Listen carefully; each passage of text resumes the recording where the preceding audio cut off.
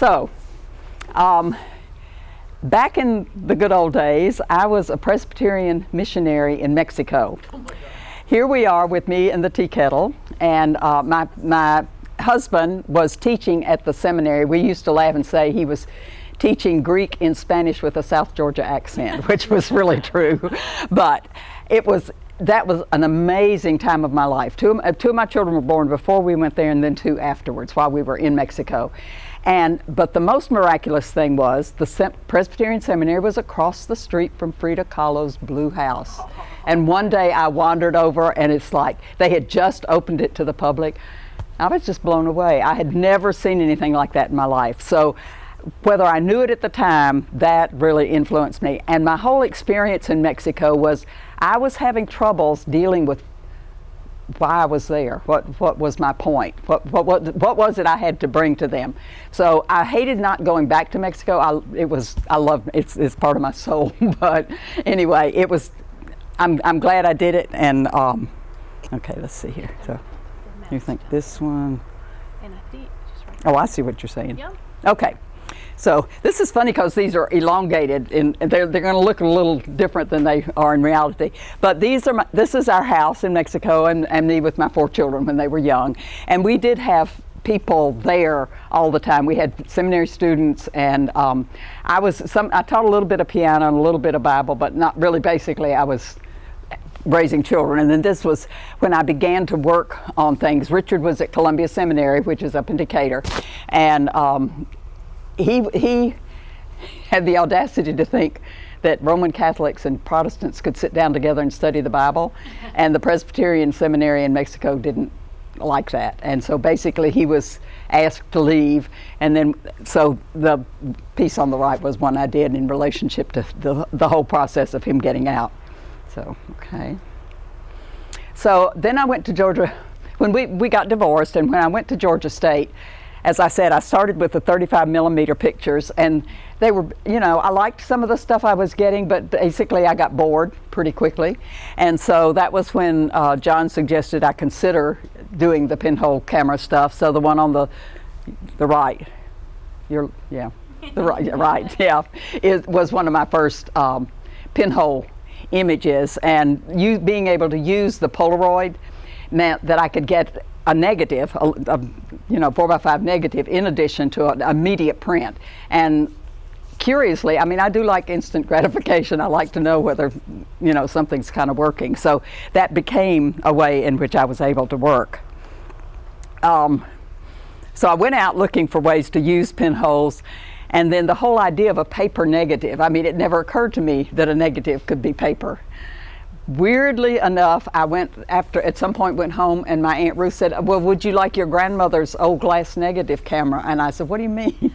And at the turn of the century, my grandmother had been making photographs with an old glass, and I never knew it. So it's kind of like, I guess it was in my blood, all along, and I didn't know it. But I loved the idea of the paper negative and being able to go back and forth and watch it disintegrate, watch it deteriorate. And my whole work has always been about the life process, about, how aging, about all the things that happen with that. And then, as I mentioned, one of the things I loved, the one on the right, basically was a mistake. It was a light leak in the camera, and so those kind of heavenly rays coming in, it was like, oh, thank you. That was so nice. I would have, I couldn't have made that happen, but I began that became a way that I worked. The one on the left, I went to the Studies Abroad program in Italy, in Cortona, and on the way the film all got too hot. And so every time I took a picture of somebody, it solarized. So things like her eye comes out as a positive, and the places that were dark all became, playing with positive and negative, which just totally fascinated me. The one on the right was when I had just gotten the Polaroid camera, really didn't know how it worked, but I was going to take pictures anyway. And the electricity went out. And so we had a bunch of candles around, and I had clicked a picture, I thought it was over with. My girls were spitting water on each other for being silly, but the camera was still on. And so as we moved around, and candles were there, it created all those lines coming down. So I just like, here again, I was thankful for.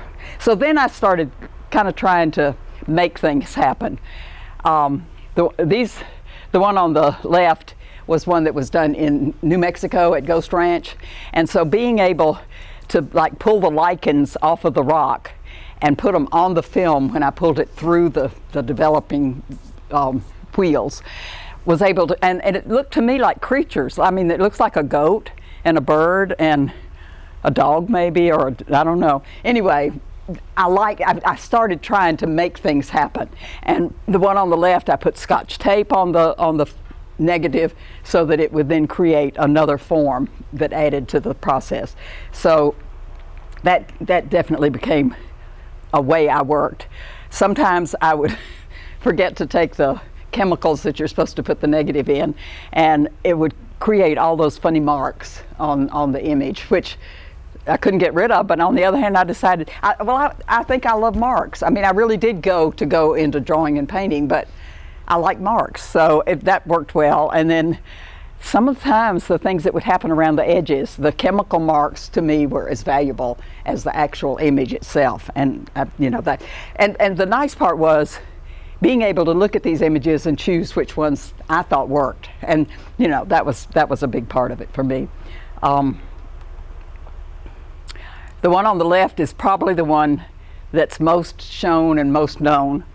And it was one of those things where this was also in Abiquiu, where George O'Keeffe lived, in New Mexico. And my friend Kitty, whose image is on the other side, we were out there camping out. We had gone up. That was when you could actually take photographs in Abiquiu. Now they have a big sign that says that you're not supposed to do that. But anyway, the little adobe church that she painted was right there. But anyway, pulling it out of the camera, the film tore, and I thought, oh well, too bad. And I had on a plaid shirt that I thought was kind of stupid looking. So when I got home, I got the Clorox out and sort of just poured it on the negative, and had sense enough to stop it at the right moment. So to me, it looks like there are two figures. There's one here and one there. And to me, it was like a magic moment, And you can see it from two different points of view. You can see it as someone who's going away from an idea, or someone who's humbled by an idea. I mean, it's really open to interpretation. I think that's part of why it works so much. But here again, as I said, I kept playing with the idea of the solarizing the negative. So then the print every time was the same. You can solarize the print, but I liked having the negative solarized. Oh yeah, here come cameras. Okay, so I had a friend that sent me a Deb bag from Charleston, South Carolina. And I thought it was perfect to have a Deb. And also my idea was, it's like a spy camera. I mean, you don't know it's a purse, yeah, The only problem was I did try taking them into churches. I thought that would be great, but I normally didn't really want to sit there for 6 or 7 hours because it's so dark in there. You couldn't really get a good image. But I used purses a lot. I asked people to send me purses. Sometimes I made up the purses. It just, it was. I like that whole idea of the purses, and that was a good thing. And there's the bra. It's not positioned right because you're supposed to have it like the same distance away as your eyes are to make a good stereoptic image. So that's a little further away, but this thing at the Arts Festival Atlanta, I got a grant to do. It's a 2-story pinhole camera, and downstairs and upstairs there was a pinhole here, pinhole there, pinhole. There were 6 pinholes. So you walked in. I made up a story about how photography got invented, so people could let their eyes adjust to the dark. And then after about 2 minutes, of sitting in the dark, then the pinholes, my son helped me build solenoid devices that would open automatically, and all of a sudden you saw the world of the outside, upside down and backwards, and it really was. It was a wonderful, and it was up for a weekend. I mean, that was for the festival, and that was it. But the Big Brownie was what that one was called. Come on, baby.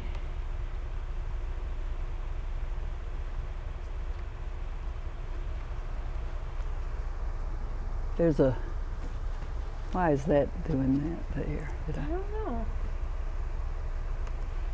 There we go. Okay, I probably moved it off center.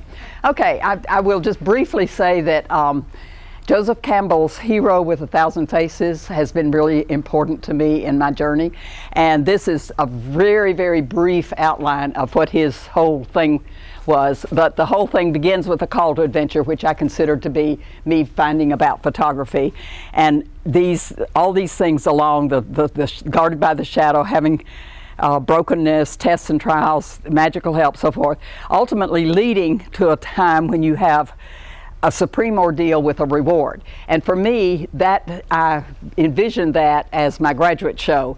And there are several ways that happens, and one of them was called, for me, it was Steal the Elixir and Run. And that was what I felt like I was doing, that all the stuff out of my background I was taking with me, but it was going to be my voice instead of somebody else's.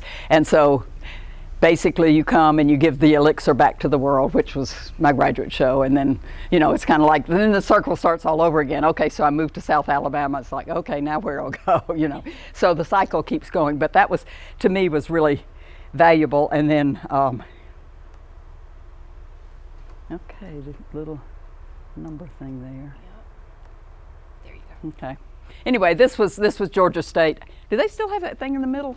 Yeah, okay. Anyway, it was kind of like my altar, and I did a 7-foot image of myself.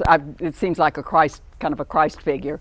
And as you went through the gallery, it basically followed that Joseph Campbell journey. So all the way around, and at the end, you were able to purchase things like fans and little stories that had images on them. It was, it was just my way of dealing with the whole thing. So that was, to me, was a really good thing. Okay, come down here. Okay. Yeah.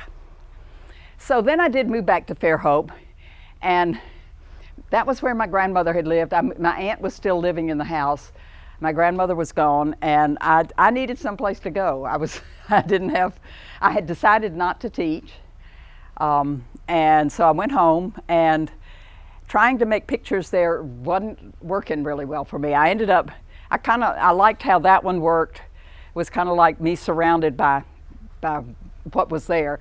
But it was a struggle for me to be, I always had gone to Italy, I'd gone to Mexico, New Mexico, doing these images. And so somehow moving out of my personal environment was really important, it appeared. So gradually that's what happened. And then, in order to make some money, okay, move down.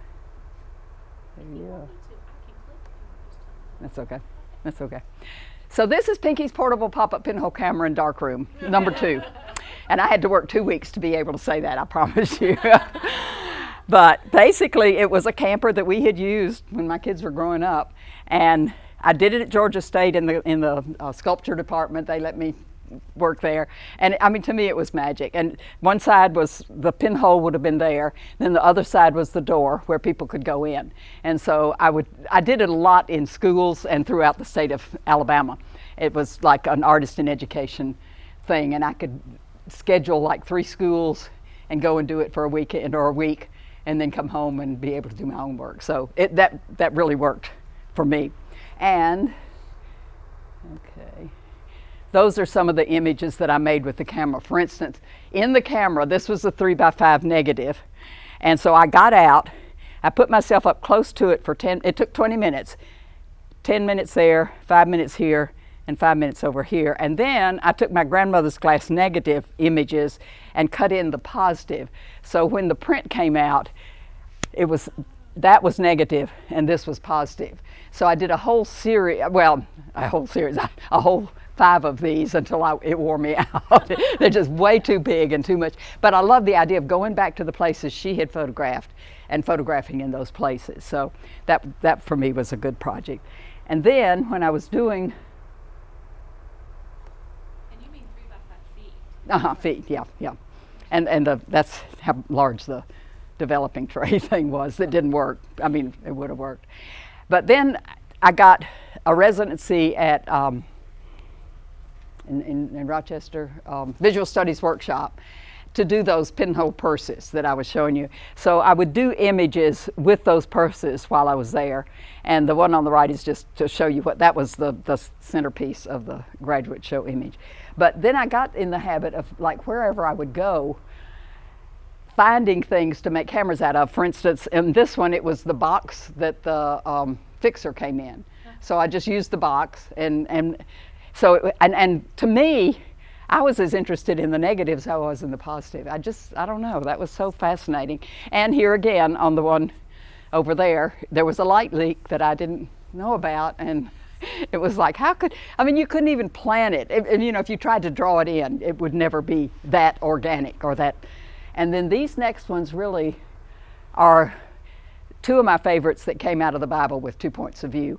And very often they had, for instance, the one over there references Eve leaving the Garden of Eden.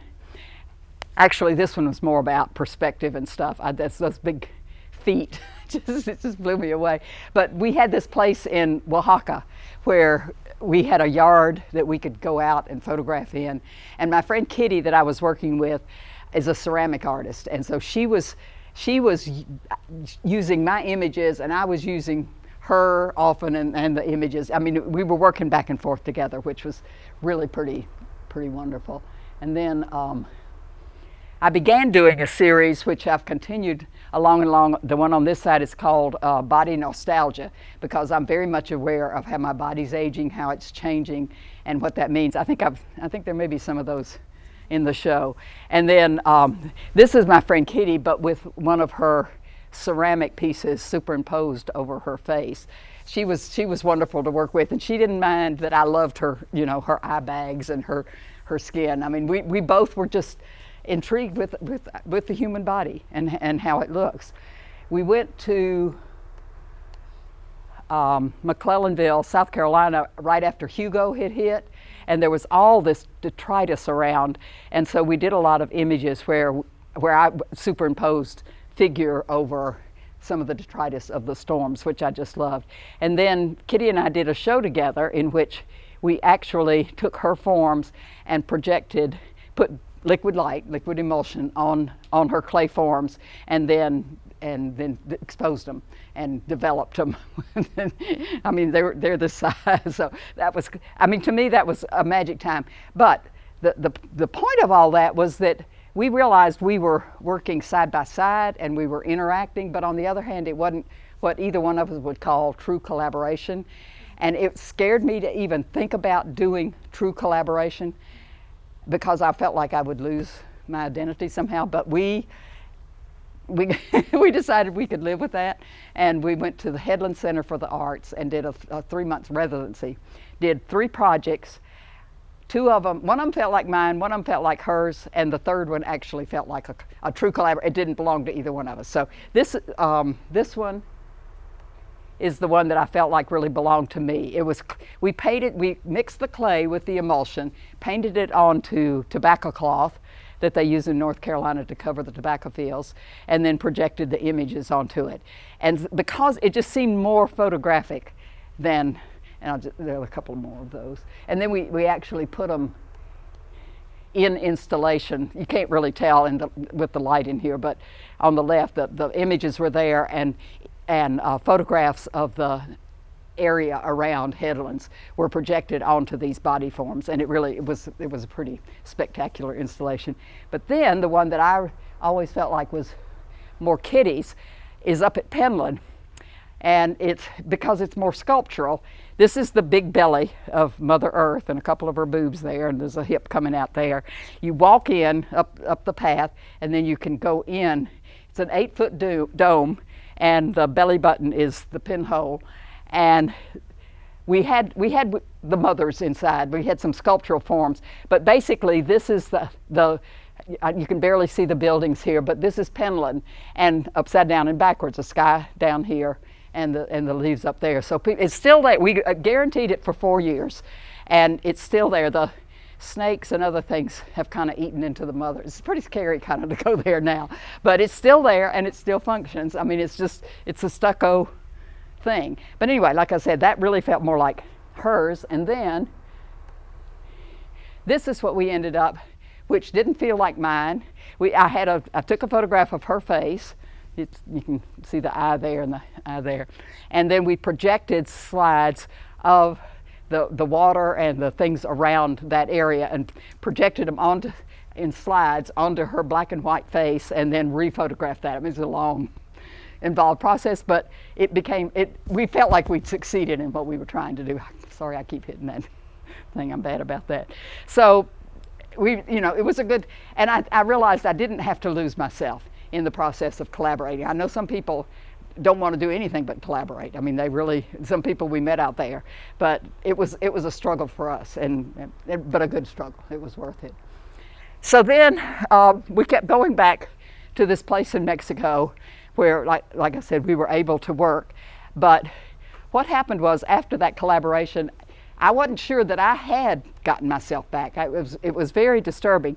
So one of the things that I was doing while I was there was doing all these pinhole images and trying to reconstruct myself. And Mexico has the pageants with all the bright colors and stuff. So I was doing a lot of those kind of pageant things and like I said, reconstructing myself. And that was part of the process, which I was actually glad to do. We also ran into a wonderful woman who was a healer, curandera, and she took us out to a place where there was a stream, and we would go and do these ritual processes.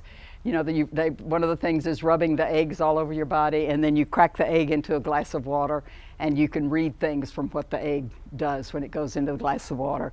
And so the woman who's most famous for this in Mexico is Maria Sabina, and this is an image of her face with my body projected onto it, which makes it look weirder than her face actually looks. But we became really interested in that whole process, and this woman that took us out to this place had a sister who was in the university hospital, and they would refer patients back and forth between, if one of them felt like what she had would help what the other one had, they would share their patients back and forth. And I thought that was, to me, that was really magic.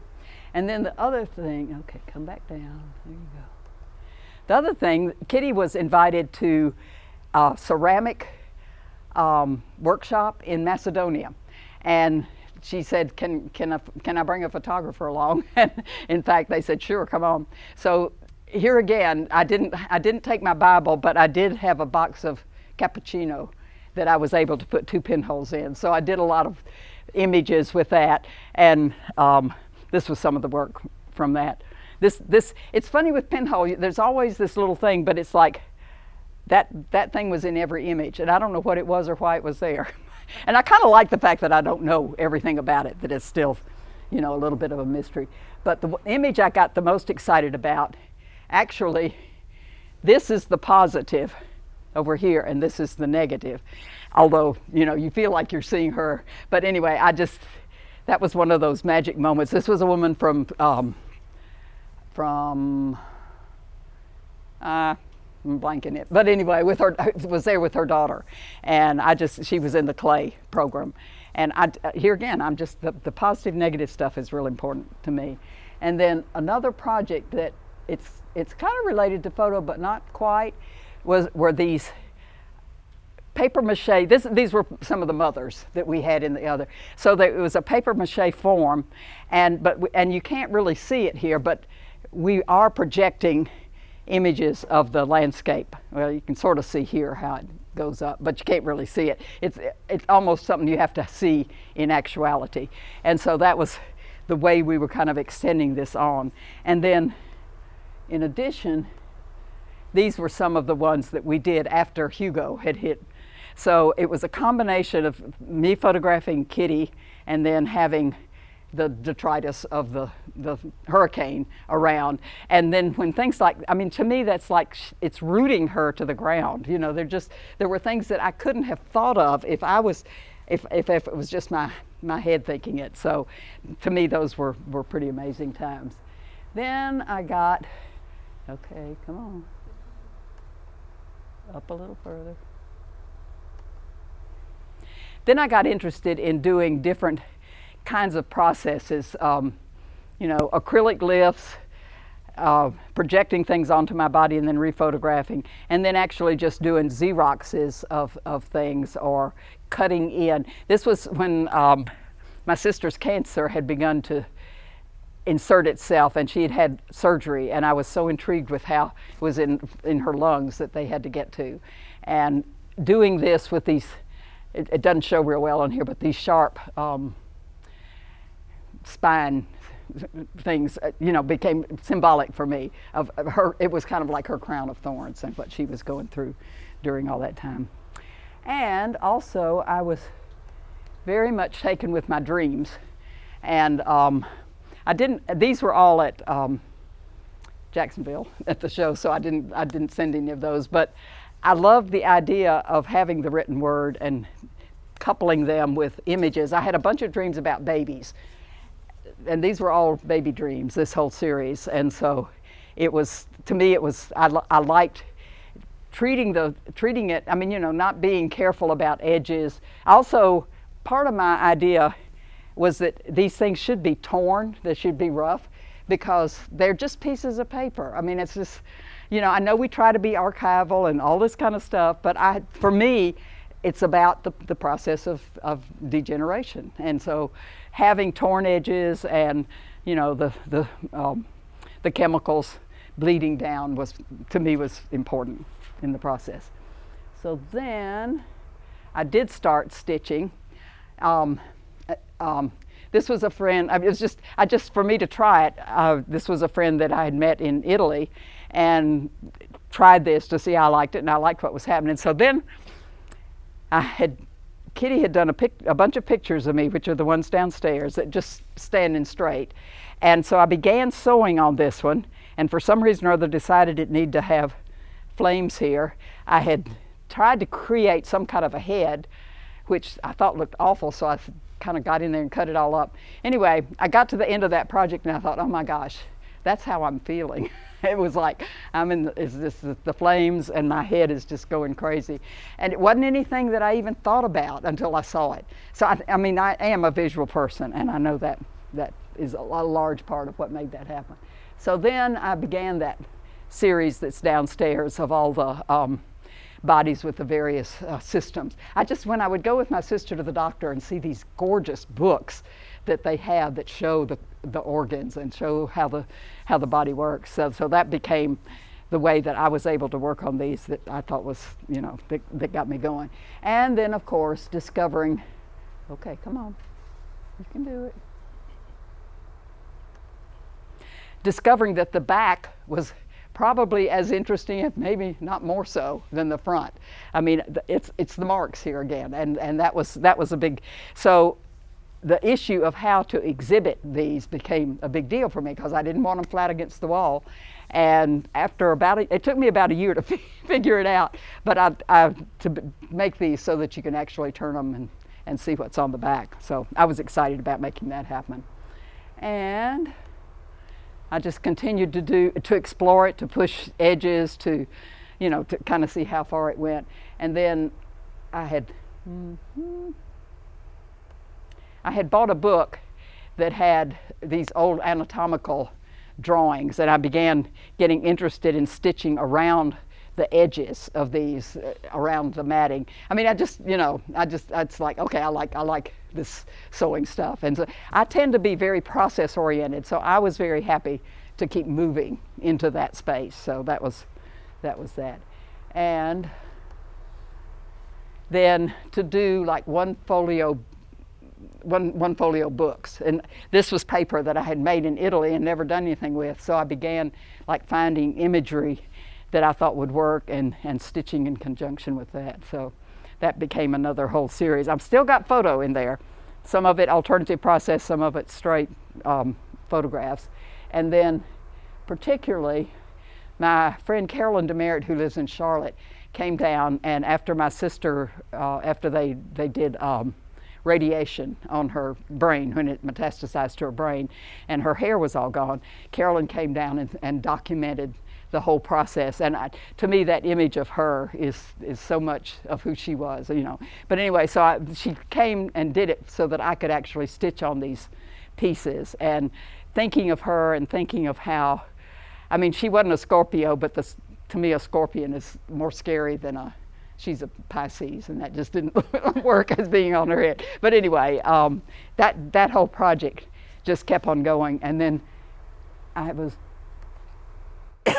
excuse me, we were raising money for a bog, and I started making things. So it was so beautiful how the light, you can't really tell that well in this, but how the light was coming through the pinholes. So I'm back to pinholes, but where the stitchery came through. And thinking of like skeletal things, I mean, you know, a crab, I grew up crabbing, and so crabs, it's another kind of skeletal thing. So I explored that whole thing. And then we had some leftover paper mache forms that weren't the whole body, and so I did some stitchery on those, which here again there's no photo there, so it's obvious I'm kind of moving out of the photo thing. Then I was asked to do an installation at the Birmingham Magic City Arts Festival, and in Mexico I had bought, this is the kind of cameras they have out on the street, and you stand there, they do a paper negative, they develop it and wash it in a bucket that's on the ground, and then they sit it out in front of the camera and do a positive from the negative, and then hand you your picture. So 20 minutes later, you get a picture of yourself when you've been there in black and white. So I loved that camera. So then I had seen someone using a music box, and there's some of those down there where the image, what they were doing, they had drawn pictures of the mountains, and they were punched holes and running it through the music box, and it's like a player piano. The holes created the music. So I did a whole series of music boxes with various cameras that I had, and running. This one is a family thing, and so there are a lot of images of my children.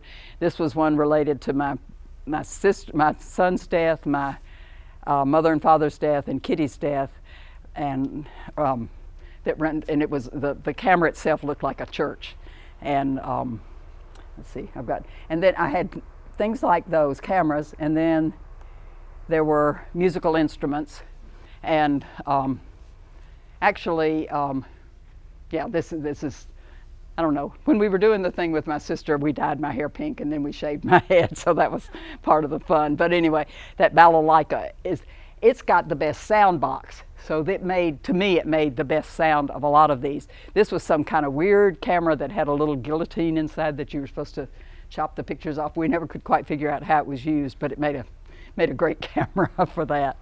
And then, so we had that and cameras, and then the other thing was mannequins, and the mannequins were hard to get a good sound out of. I mean, the volume was not good. You had to figure out a way to close it off to get the sound box to work. But that was, to me, it was a really exciting project. But then from there, I got interested. I've always been interested in other countries. Like, this is Our Lady of Mercy, and I remember seeing that in Italy, and with all the little children hanging onto her skirt, and thinking, oh my gosh. So I began making, I have done handwork all my life, and so I began making gowns and with all the little children hanging on the bottom, and then also like anatomical clothing. This was interesting because I had done the baby separately and put it in, and after I got it put in, I thought, oh gosh, it's upside down. I mean, it should have been the baby should have been upside down. So it was a breech birth, so I just left it. But I loved the way of working the fabric in with all of that. And then this is the beginning of my work with Henrietta Lacks, and this is one of the Gila cells. And I've already told you kind of the story of her, and those were just amazing. Interestingly enough, I had been doing some kind of cellular forms anyway. I don't know what got me started, but I was doing these, but I wasn't really thinking about it in the same way I did after I discovered her, or after my friend had sent an image of cell he had done. So basically, these are what I'm working. This is one of Henrietta Lacks's when it's in the process of separating and making two cells. I think this one might be the lung of a newt, which I don't know.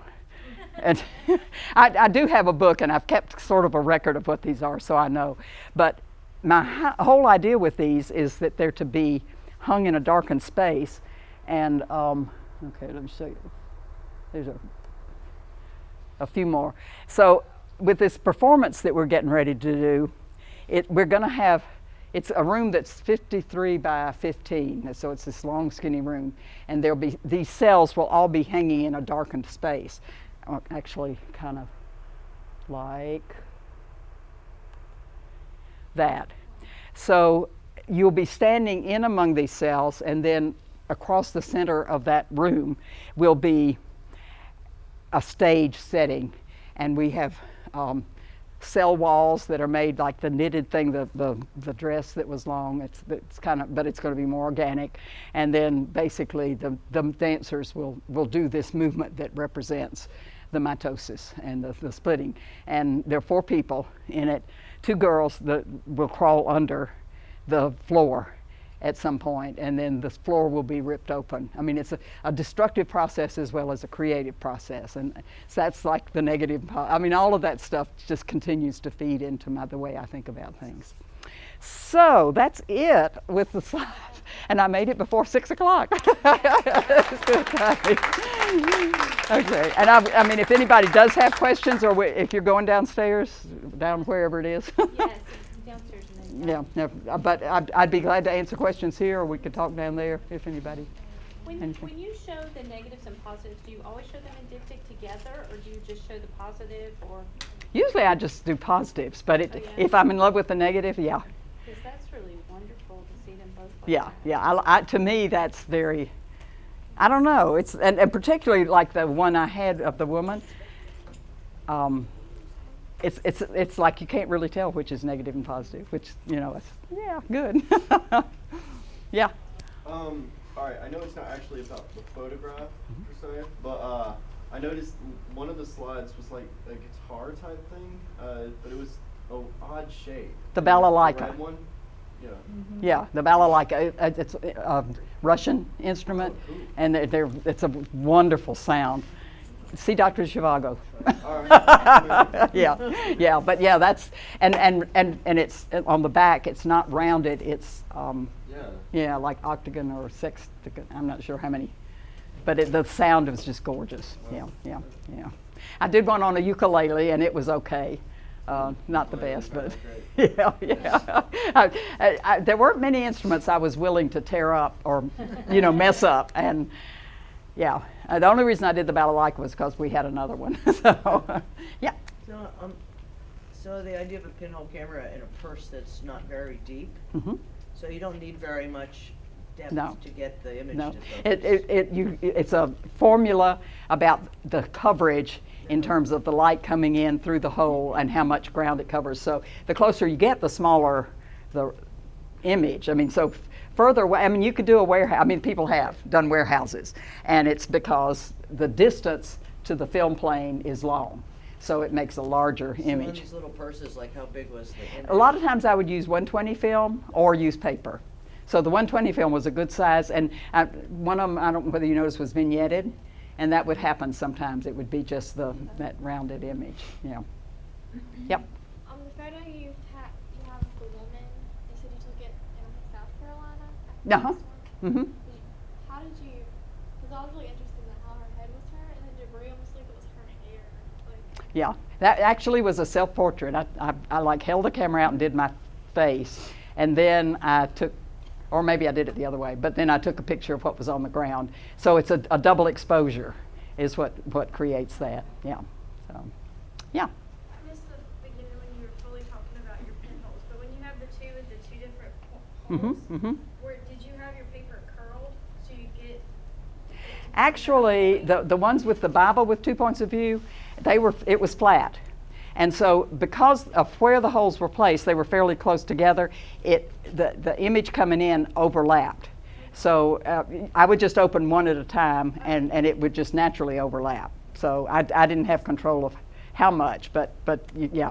And then with your pinholes, did you kind of eyeball or guess your Yeah. exposures? Yeah. I mean, I kind of learned after, I mean, you've got a lot of issues to deal with. Whether the hole is the right size, whether or not you're using film or paper, or, you know, those kind of issues. But I kind of got to where I knew my camera well enough to know what it could do. But there are formulas. You can get very, very exact with that, and you can get very, very sharp images if you're very exact with that. So I was more about experimenting, seeing what happened. Yeah. Anybody else? Well, thank you all very much. I appreciate you coming. Okay. The receptionist downstairs, and please join us. Go see the show. If you haven't already, have a snack.